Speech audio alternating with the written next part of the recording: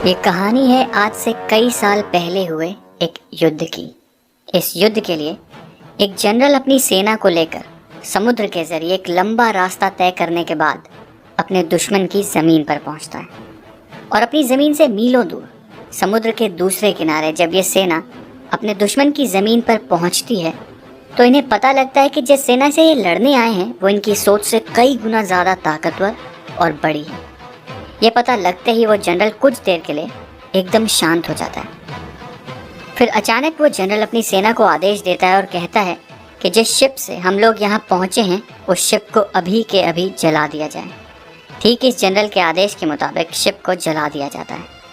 General अपनी सेना को कहता है कि अब हमारे पास वापस जाने का कोई रास्ता नहीं है और अगर अब हम लोगों को ज़िंदा बचना है तो हमें अपने दुश्मनों को हराना ही पड़ेगा, क्योंकि अब हमारे लिए सिर्फ यही एक रास्ता बचा है।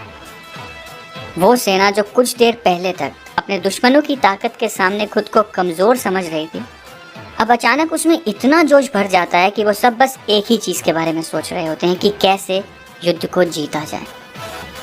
और ये जनरल और इसकी सेना युद्ध जीत भी जाते हैं। ठीक इसी तरह आप भी अपनी लाइफ, अपनी जॉब, अपने बिजनेस में किसी एक गोल को अचीव तो करना चाहते हो।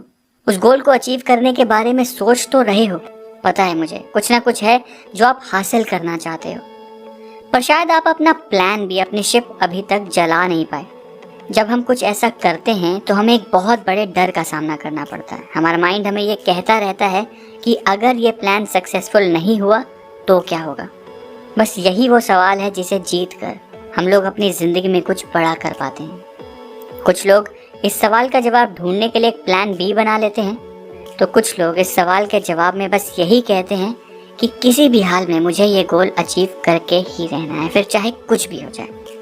आपकी पूरी परफॉर्मेंस बस इसी सवाल पर डिपेंड करती है।